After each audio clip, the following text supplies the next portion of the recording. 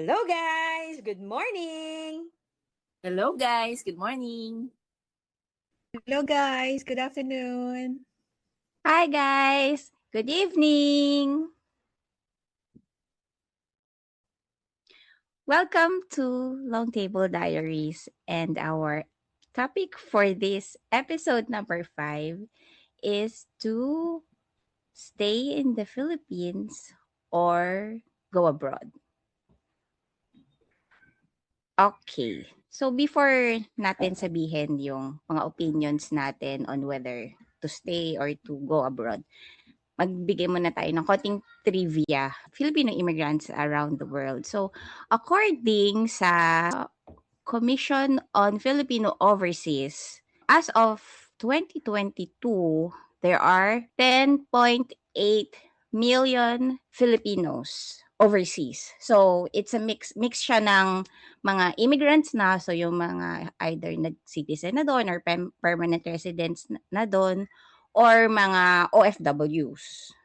So, ang top 1, syempre, ay Americas. Probably, mix to ng US and Canada and other North America or South American countries.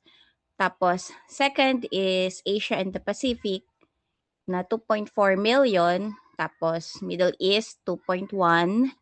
And then, Europe, 806,000. And then, Africa, 37,000. So, ganun kadami yung mga Filipinos na nag-migrate as of 2022. So, ako magsimula. Para sa akin, yes. Syempre, bilang isang Pilipino outside sa Pilipinas, para sa akin, yes. Siguro dahil, meron akong ni-research na there are top 4 reasons bakit umaalis yung mga Pilipino. So, una, better job opportunities. Pangalawa, education. So, better education or affordable education. Pangatlo ay ano nga ba 'to? High quality of living. So, magandang healthcare, reliable na public service. So, including yan yung magandang transport system, magandang service ng government, tapos yung pang-apat ay higher salary compared syempre dun sa salary na nare-receive nung mga Filipinos locally. So yun, kung ako ang tatanungin, yes. Because, kasi siguro kung i-consider ko yung top 4 na yon, ang importante kasi sa akin is yung high quality of life. Kasi kung i-compare ko kasi siya sa Pilipinas, syempre mas malayo yung quality of life na makukuha mo outside sa Pilipinas. Dahil, well, you know naman na una, yung corruption kasi nagko-cause siya ng hindi magagandang mga service sa Pilipinas. Transportation, parang, oo nga, maraming masasakyan, pero hindi siya effective, maraming nasasayang na time dahil sa traffic. Isipin mo, pupunta ka lang from one city to another, nasa Metro Manila ka na, 1 hour na yung iti-take para makalipat ka lang from Makati, pupunta ka kunyari ng Quezon City, more than 1 hour pumunta doon. Yung mga ganun. Tapos yung, syempre, healthcare, sa atin kasi, yung healthcare, meron naman. Pero, yung magandang healthcare, available lang siya dun sa kayang magbayad. Tsaka, dun sa mga nasa mga cities. Pagpunta ka sa probinsya, merong mga towns na walang hospital. Ang meron lang sa kanila ay mga health clinics. Sa health clinics, minsan wala pang doktor. Kahit nurse, minsan wala pa. Hindi siya nakaka-uplift ba ng pagkatao mo na yun lang yung available sa'yo. Pero kung i-compare mo siya sa ibang bansa, pare-parehas naman. I mean, nagbabayad naman din ng buwis mo dito sa Pilipinas. Pero wala bang bumabalik sa'yo? Hindi mo nararamdaman? Siguro kasi ako, mas bias ako dahil kasama ko kasi yung family ko nung lumipat ako. So, parang hindi siya mahirap para sa akin umalis kasi kasama ko naman sila. So, wala akong masyadong mami-miss kung aalis ako. Kaya mas madali para sa akin. Siguro kung ikaw tapos, masyadong close kayo ng family mo tapos ikaw lang yung aalis, baka mas mahirap Mhm. para sa'yo. Unless siyempre may iba kang priority kaya ka aalis kasi gusto mo siyempre nabigyan ng magandang buhay yung pamilya mo, yung mga Yes. gano'n. Sa case ko naman, lagi kong nare-recall ko every time na tatanungin ako, kung may balak mag-abroad, yung time na nag-start ka pa lang mag-work. Ang lagi kong sinasabi, of course gusto kong mag-visit, pero for vacation. Parang lagi kong inaano talaga na hindi ako, para mag-migrate. Kasi yung circumstances noon, kasi tayo mga Filipinos, 'di ba, we have really strong family ties. Yun. So, 'di ba, very strong yung family ties ng mga Filipinos. And siguro iba-iba kasi sa, yung circumstance dun sa mga nabanggit.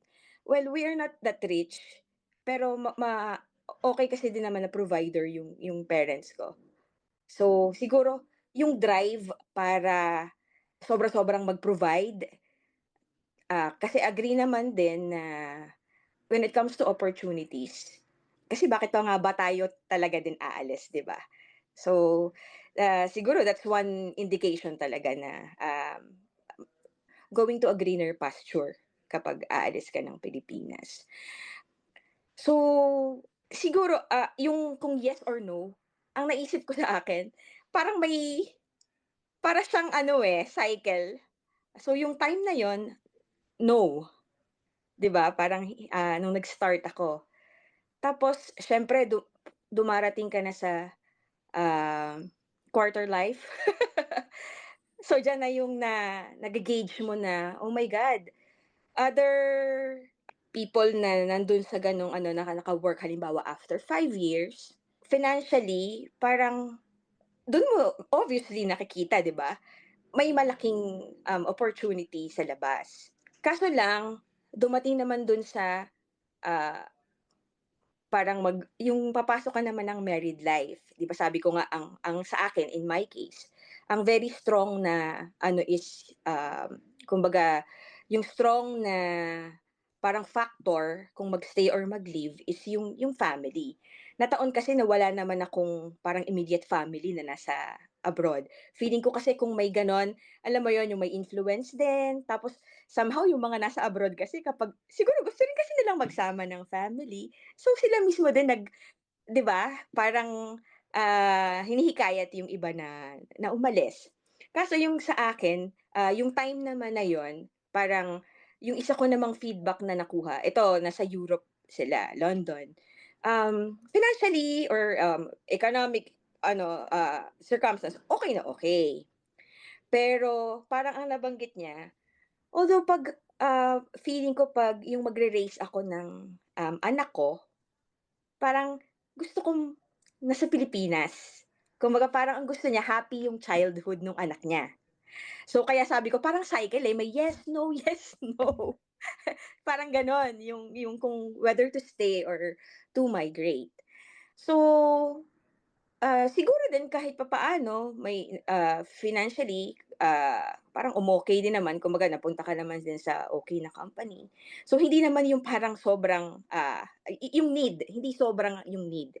So kaya parang somehow nag-settle ka. Although, I would agree yung sa services, kasi siyempre lalo na ngayon, nag-ano yung internet, kitang-kita mo yung kahit nga dati sa mga movies lang, 'di ba? Ako kasi fascinated ako 'pag yung movie parang dinadala ka sa ibang bansa or sa ibang lugar. So, makikita mo. Dun pa lang makakapag-compare ka. So ngayon at this point, um, bakit ko siya andun naman ulit ako sa parang yes, going to yes. Bakit? Well, alam naman natin estado ng gobyerno sa ngayon. Then, dun ko lang narinig sa mga anak ko, hindi naman kami sobrang madalas nagta-travel, pero yung last time sa Tokyo, dun ko lang narinig sa kanila na sinabi nila na parang gusto nilang tumira. Hindi yung parang na-amaze or ano, pero yung parang ano ko sa kanila na nako-consider nilang tumira. Sa kanilang age, feeling ko naramdaman nila yung kasi Tokyo yun, alam mo yung kaninang pinag-uusapan na sa transpo pa lang ramdam mo na. Alam mo Oo. yun? Yung Dun pag-ano pa mo lang sa yung nako-compare mo, eh, 'di ba? yun. Kasi ako, siyempre mas mature ako. Sila yung parang first time nila na ma-experience ng gano'n, ramdam na ramdam kaagad nila yung difference. Actually sa pagpasok pa lang yung orderly ano sa airport. So, kumbaga, so naiisip ko tapos parang tinanong ko din sila parang, yung isa gusto niyang naiisip niya parang, US kung magtatrabaho siya. So, naiisip ko tuloy ngayon, ay, kung dun sila, parang okey din sa'kin. Tapos parang somehow nag-open sa'kin kasi kung nandun sila, sabi ko nga kanina 'di ba, ang ano kasi talaga sa'kin is yung sa ano din ng family. So, kung nako-consider nila yun, parang sa akin, parang binibigyan ko rin siya ngayon ng kumbaga naiaano ko na rin siya sa plan. Well, siguro baka sobrang ano na sa amin, pero kasi kung nandun sila, 'di ba, parang, um, naturally, parang nandoon yung, gusto mo, gugustuhin mo na, parang gano'n. So 'yun, nandun ako sa yes, no, yes, no. Sa ngayon medyo pumupunta sa yes.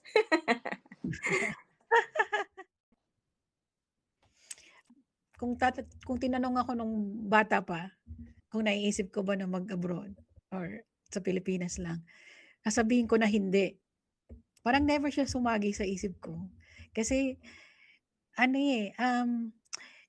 sa family, ah, yung father ko, yung isang tiyuhin ko, yung mga nagtatrabaho sa abroad. Nakita ko kung anong epekto niya sa family kapag isa lang yung umalis. So, puwedeng nagkakagulo. So, yun yung ayaw ayaw na ayaw ko. So, parang ganyan. Nung nakikita ko na yung mga pamangkin ko na parang hindi ko nakikita na kakayanin na college lahat. Etong mga toddler pa lang sila pero iniisip ko na, sabi ko, paano kaya magiging ano nila kung mag-college na, ganyan. Hirap na nga kami. Parang yun naman yung pangkain lang, ganyan. So, ayaw ko naman na yung mga kapatid ko or mga pinsan ko na sila yung gano'n din, yung parang mag-a-abroad to work. Kasi baka magkagulo-gulo din yung family nila. So parang alam mo yon, ako na lang yung pupunta sa abroad and then magpapadala, ganyan-ganyan.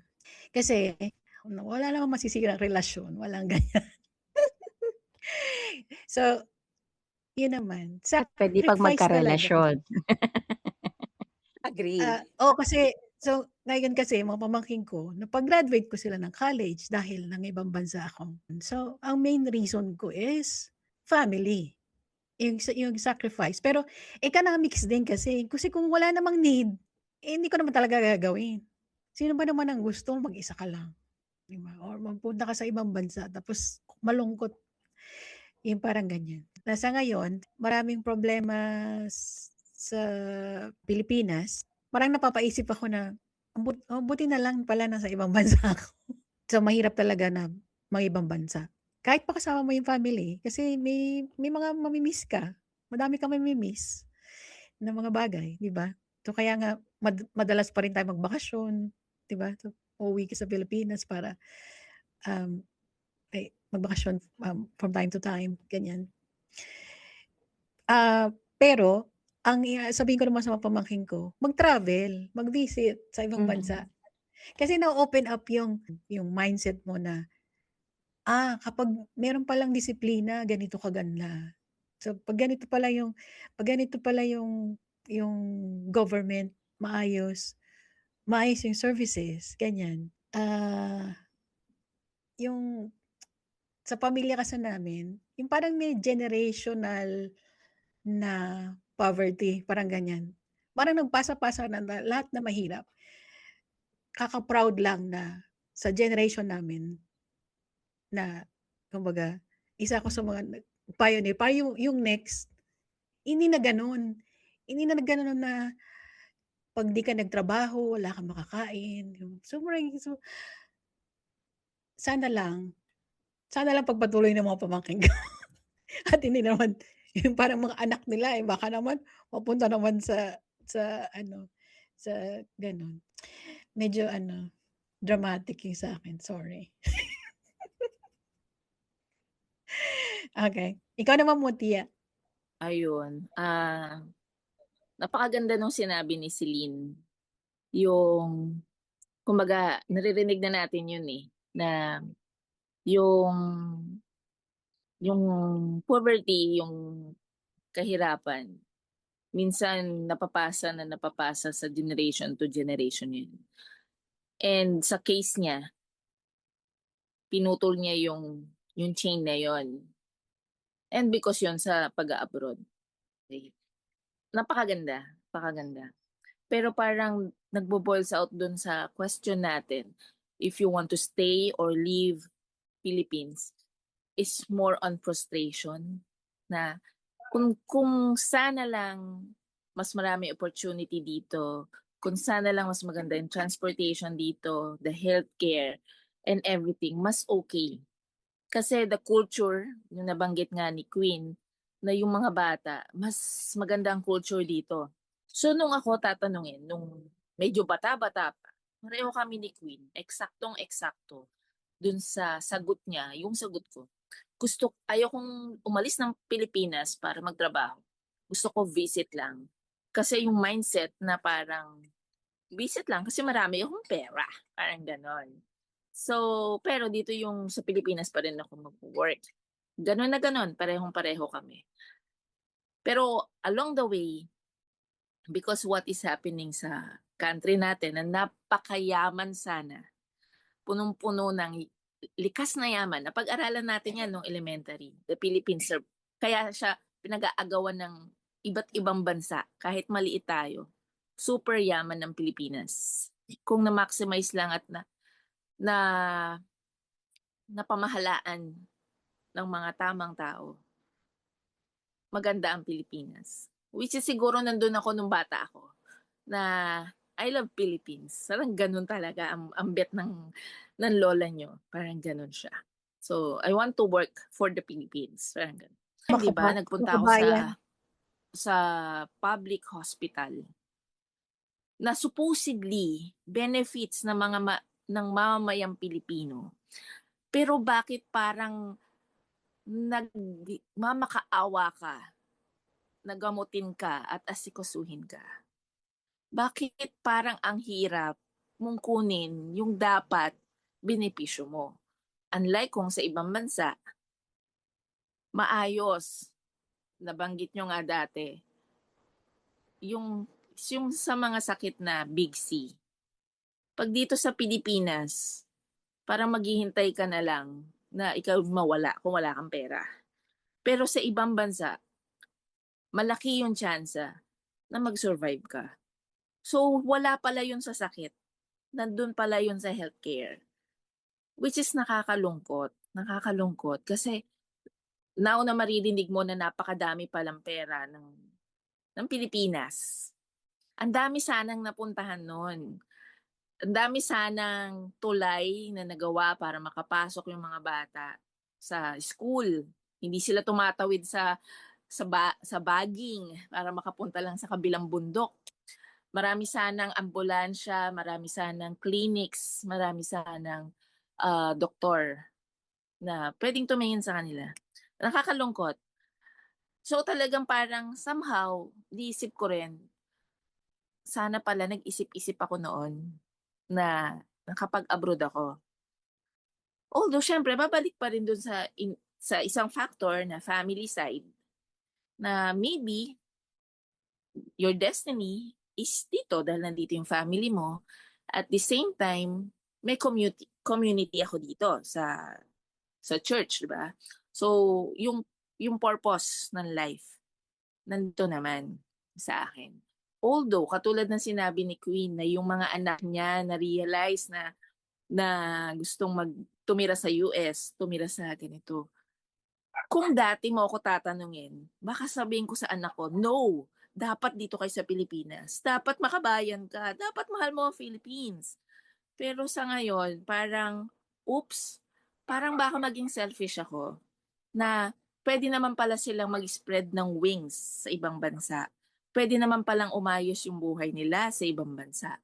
And then bring back ng kung ano man yung meron, makatulong din dito. Pero kumbaga, yung mismong sila, baka mas makakabuti kung mag-open yung eyes nila at mag-spread ng wings sila, hindi lang dito sa Pilipinas. So siguro parang ganun, parang lesson learned din na you have to open your mind pag bata ka sa lahat ng opportunities na pwede kasi baka mas ayos nga sana. Pero ganon, yun lang, ang nagbo-boils out lang talaga sa frustration. Kasi kung tutuusin, supposedly, maganda sana ang Pilipinas, maayos sana. Pero lahat ng makakausap mo na nakapunta na ng ibang bansa, ayaw man nila, laging ang pakiramdam, yung parang sayang-saya sila sa abroad, ay wow, ganyan. Pero may konting kurot daw sa puso nila. Bakit sa Pilipinas hindi ganito? Bakit sa Pilipinas parang ang hirap magbiyahe? Ubos ang oras. Parang ganon. Parang alam mo na bawat Pilipino, Yun nga, mahal nila ang Pilipino. mapapaisip ka din kung Yes. Pero kumbaga, yeah. since tayo ay madlang people lang, wala tayong magawa. Kasi mas control ng mga nabiyayaan ng talino pero hindi ginamit sa tama. Yung tamang talino na sana nila. Controlled nila kung ano yung nangyayari sa Pilipinas. And hopefully, maging maayos. Hindi natin alam kung So, paano. tatakbo ka ba sa susunod na eleksyon? Baka pag tumakbo ako, mamatay ako kinabukasan sa stress pa lang. Di ba? Ayos na yan. Yun. Ano, in general, parang yung heart natin, definitely, sabi nga kasi, parang, lagi, ang ano man naman, di ba sabi nga nila, dapat lilingon ka sa pinanggalingan. Nandun yung strong, sa, sa Pilipinas. Pero, sabi ko nga, kasi nag-age tayo ng ganito, nung bago, di ba, nag-start, yan, si Matia, si Silid, parang nag-start ng, hindi, dito tayo. Di ba? Kasi ang taas pa ng natin well, idealistic tayo, ang ng strong ng, ano bang tawag yan, nationalism or patriotism. Yeah. Pero over time, kumbaga, syempre naman, practical din dapat, well, kagaya ng nag-push din kay Celine. So kung hindi niya ginawa yon, edi, 'di ba? Hindi na-cut yung Yes. ng poverty. So, alam mo yon, parang laging may masaya sana sa Pinas. Kaso lang hindi tayo mabubuhay ng, alam mo yon, yung kung may ini-aim tayo, para kasi nalilimitahan. Akala ko nga dati yung parang sa pagkita lang, pero hindi Ang ano pala talaga is yung quality of life. Yes. 'Di ba? True. Hindi lang yung parang, kasi when you say naman kasi na, kumbaga kung source of income lang, enough kung sa pangkain, hindi pala yun Pero bakit mo kailangang parang, mag-ipon para makakapagbakasyon, para ma-feel or ma-experience yung ganung life? Meron ditong kwento dinagdagan ko na konti lang, short. Canada, 'di ba may sa Alberta ata 'no, medyo, talagang Mhm. yung lamig. may anak siya na 3 boys. Ang lifestyle kasi sa Pinas, kasi may mga musikero, eh. So, na-imagine niyo, every night, inom 'yan and puyat, ganyan. So, unfortunately, bale dito nag-stay, yung 3 boys. Yung mother nila ang napunta sa Alberta, I just don't know kung anong age. Pero na-outlive nung mother, nauna yung 3 boys dahil sa gano'ng, lifestyle sa Pinas. Yung nandun sa Canada na nanay nila, parang nasa late 30s yung ano yung lifespan yung 3 eh. Ang alam ko umabot ng 100 yung, ah, yung mother na nag-ano sa Canada. Puwede namang maraming factors but, hindi ko lang mai-ano na maisip din na baka yun yung ibig sabihin ng quality of life. Kasi Pero 'di ba? alam mo Queen, yun nga yung ano, eh, kinakatakot ko, ayokong maging 100. Well, iba-iba naman din ang tao, 'di ba? Pero ang ano ko, at Oo. least naka-experience ka pa rin ng medyo mas maginhawa, alam mo 'yun? Mhm. 'Di ba? Yeah, kasi mafi-feel mo yun, eh, kahit mag-visit ka lang sa ibang bansa, eh. 'Pag nakita mo siya na parang, puwede naman pala tayong mabuhay ng ganito, eh, pero bakit hindi natin kayang makuha yun 'pag nandun tayo sa atin? 'Di ba parang, ano ba yung meron sa mga tao dito, bakit meron silang maayos na buhay? Siguro naman pare-parehas lang naman din tayong mga masisipag, kung gaano sila kasipag mas kasing kasing sipag din naman ng mga Pilipino siguro sila. Hindi naman siguro sasabihin na mas masipag sila kaya sila gano'n yung mga buhay nila, 'di ba? Pero bakit gano'n? Bakit sila puwede magkaroon ng gano'ng buhay, pero bakit tayo na parehas lang din naman yung effort na ine-exert natin lahat ng sabay-sabay, pero bakit hindi natin nakukuha yun, 'di ba? Actually, mas masipag nga daw tayo, 'di ba? Kaya nga 'pag pumunta tayo sa ibang bansa, mas kinukuha tayo. Kasi iba daw ang sipag at Ayan. disiplina. So, may problema talaga sa sistema. 'Di ba nga naging joke nga dito sa Pilipinas. Ang taas ng criteria para maging tindera nung isang stall. Siguro nag-trending naman na 'yun, 'di ba? Yeah. Mm, 'Di ba? mm. So I mean, wow! So, kailangan pala gano'n ang criteria mo. Eh, what more pa kapag gusto mong tumaas? Samantalang sa ibang bansa, eh, masyado tayong inaano na, mataas na yung value natin, mataas na yung worth natin. Pero dito sa atin, kahit anong tinapos mo, gano'n ka pa rin. Maliit pa rin yung value mo. So, siguro gano'n, eh, may problema talaga sa sistema na parang siguro kahit tayong kapwa Pilipino natin, 'di ba? Hindi gano'n tayo mag-appreciate ng talents. Kaya minsan, nadi-discover na ng ibang bansa yung Pilipino, yung talent ng Pilipino, Mhm. tayo rejected pala dito sa Pilipinas. So may mga gano'n. So, siya ang taas ng standards. Hmm, sabi Yun. nga nila yung nurse, sa London parang Yung sa tinatanong mga talaga sa nila mga na, sa "Are you Filipino?" Parang may iba silang feeling of comfort or parang may tiwala 'pag naano nila kasi may ibang care daw ang Filipino. Parang nakakapanghinayang lang na dun nakikita yung worth. Kasi 'di ba, sabi ko nga earlier, parang 'di ba dun sa puso natin may nagli-link naman tsaka may happiness na ano ng pagiging Pilipino, 'di ba?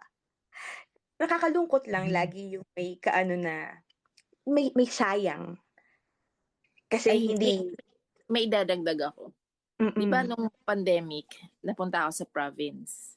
Which is okay naman ang buhay sa province. Mas maginhawa, walang traffic, walang polusyon. Tapos, 'di ba, I'm from Pasig. Pero bumongga ang Pasig because of our mayor.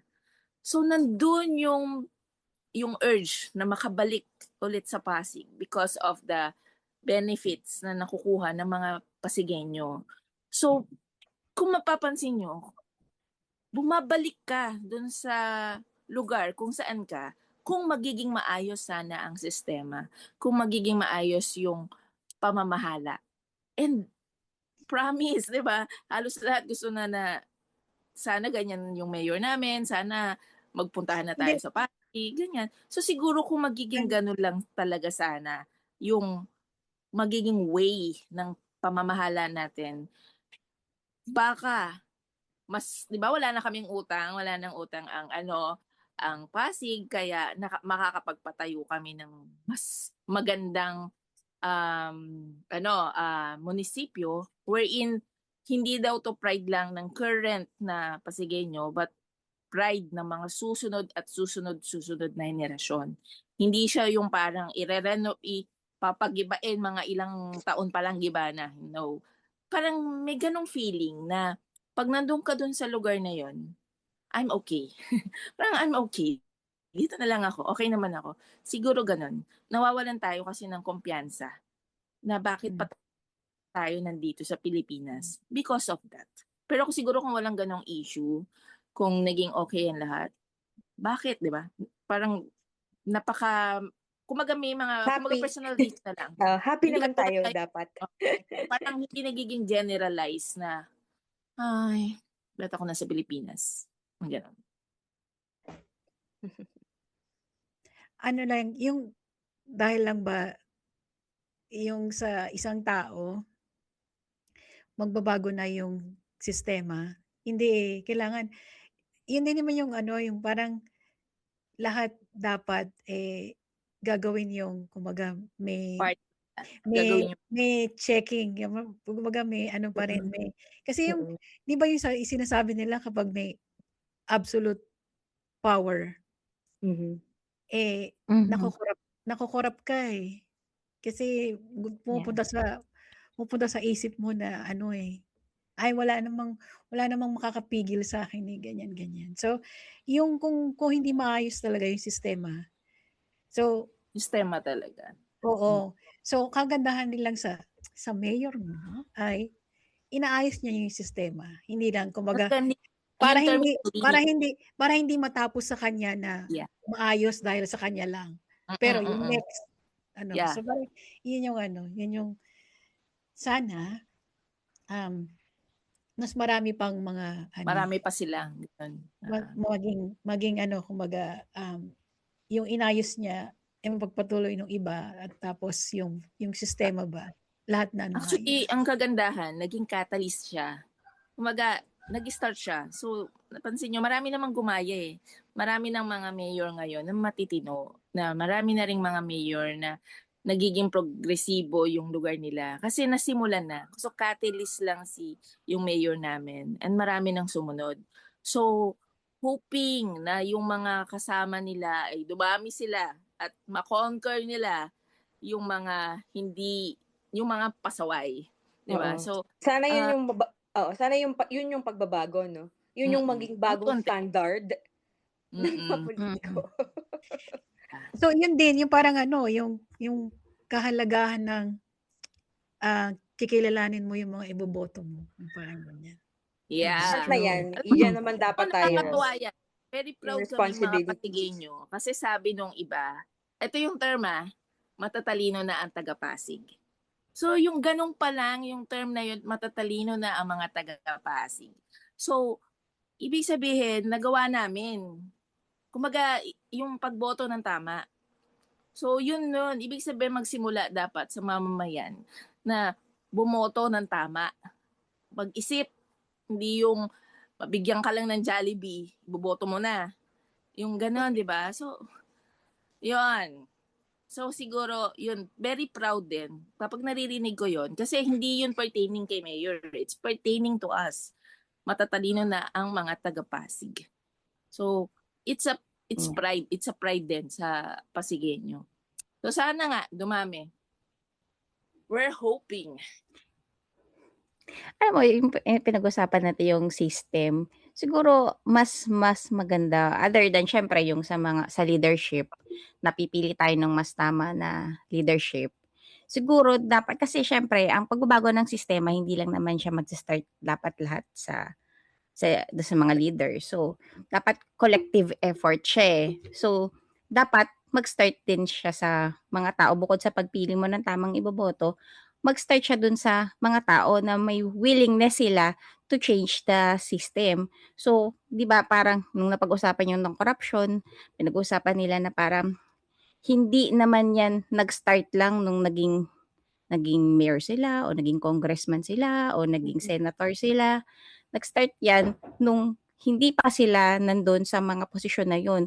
Nag-start yan doon sa mga maliliit na bagay, yung parang ayan, kumupit siya dun sa dun sa pera ng parents niya, dun siya nagsimula. So kung babaguhin mo yung culture na yung thinking ng mga tao na ay okay lang yan, ano naman yan, maliit lang naman yan, or yung isa inalaw mo, may sumingit, nakapila kayo tapos may sumingit, hindi ka nagsalita kasi kaya mo na siya, isa lang naman siya eh. Hanggang sa, yung tao na yun, nasanay siya na pwede pala siyang sumingit kahit ano. So, lahat na, naging na-instill na sa isip niya na, okay lang yun, pinagbibigyan siya eh. So, sa iba pang mga ways, ginawa niya na rin yung pandaraya na yun, hanggang sa naging big time na yung mga pandaraya na yun. So, kung tayo, parang hindi tayo mag-speak up or i-allow natin culture na ay pabayaan natin siya kasi maliit lang naman yan or simpleng bagay lang naman yung ginawa niya eh. Palagpasin na natin habang inahayaan natin na pinapalagpas natin yung mga tao na gumawa ng mga simple things na para bang acceptable na siya sa atin dahil simple lang naman yung ginawa niya. Pag nag-create ng ganun ng culture, magagawa na nila yung mas malalaking bagay na tayo, tatahimik na lang din tayo kasi nasanay tayo ng ganun, hindi tayo nag-speak up, 'di ba? Yun yung sabi niya, no, ng mayor namin din, do not normalize corruption. Kasi naging Yes. normal eh. Kahit So, na mas maliliit normal siya yung na bagay. corruption naman yung Kasi not yung necessary maliit yung mga pang politiko. Kahit yung maliit na bagay, 'di ba? Corruption pa din yun. So, you need to Yeah. speak At up. hindi kung hindi ka nangupit ikaw sa sarili mo, hindi ka gumawa nun eh. Hindi ibig sabihin hindi ka guilty or wala kang Yes. pananagutan or wala kang 'di ba? Kasi yung pagtahimik mo, 'di ba? Yung pag-allow mo, Kasama ka na. yung pagtanggap mo, Yes. kasama ka din. O yan. Hindi Oo, natin Oo. napunta tayo dito sa politics siguro kasi dahil ito yung isang malaking factor kung bakit Yes. gustong mag-migrate, 'di ba? Kasi Yes. um, Oo. ito yung mga bagay na sana lang, 'di ba? Parang lagi tayong may ganung hindi maiano yung frustration. Kasi kung sana lang naman ganito, kung sana okay ang transportation, kung sana lang mas maraming free sa healthcare, laging mauuwi dun kasi siyempre naman yan yung nagsu-support sa atin sa day to day. Yan yung buhay talaga natin dito eh. So, kapag hindi magbabago yung sistema, I think mas dadami pa lalo na mga millennials ngayon mas open yung mind talaga nila na umalis, 'di ba? Mauubos. Tama yung kanta, yung napakarami nating inhinyero sa atin. Pero bakit walang natira? Di ba? May ganong kanta na naubos talaga yung talents ng Pilipino. Kasi Nasayang. nga, nagmamigrate. Mhm. Yeah. Nasayang lang yung mga talents natin na sana na-utilize sa Pilipinas. Yes. Pero wala eh. Na ibang Siyempre, parang mas pipiliin nila na iangat yung buhay nila kesa sa magpakahirap sila sa sitwasyon nila sa Pilipinas. Although at the end of the day siguro naman, siyempre ang pagdedesisyon kanya-kanyang depende sa circumstance mo 'yan, 'di ba? Sa values mo or yung financial plan, yung din ng family. Like sabi nga ni Bey, siguro sa isang naging madali sa kanya siya yung medyo kakaiba kasi sa family kasi may nandoon, 'di ba? 'Yan yung parang difference nating tatlo kaya tayo siguro early ng buhay natin, hindi natin naiisip talagang umalis, 'no? So, siguro kanya-kanya. Ang lang talaga diyan, yung mga naiano natin na mga factors, bakit gugustuhin na mag-stay or bakit gugustuhin na umalis. Oo. Parang dun pa rin naman siya uuwi eh, no? Yung parang lahat naman ang reason lagi ay family. Kung ang family mo wala dito, gusto mo mabuo yung family mo, susundan mo sila. So, nandun kayo para makumpleto kayo or aalis ka kahit na mag-isa ka lang kasi gusto mong umangat yung buhay ng family Buhay ng mo. family. Or Agree, gusto mo agree. magstay kasi wala naman akong kasamang pamilya sa ibang bansa. Ba't ako pupunta sa ibang bansa? Okay naman ang buhay ko dito. So, magstay ako dito. So, parang doon pa rin umiikot yung mga desisyon ng mga tao dahil sa family pa din, di ba? Agree. So guys, thank you for joining us in this episode. Please comment, like, and subscribe at the Long Table Diaries in YouTube. Thank you guys for joining us. Please comment, like, and subscribe the Long Table Diaries at TikTok and Facebook. Thank you guys for watching. Please follow and subscribe in our Spotify Long Table Diaries. And if you want to suggest any topic that you wanted us to discuss, please comment on our social media accounts. And guys, don't forget, ang tunay na kaibigan, Nagsisave ng upuan! Bye guys!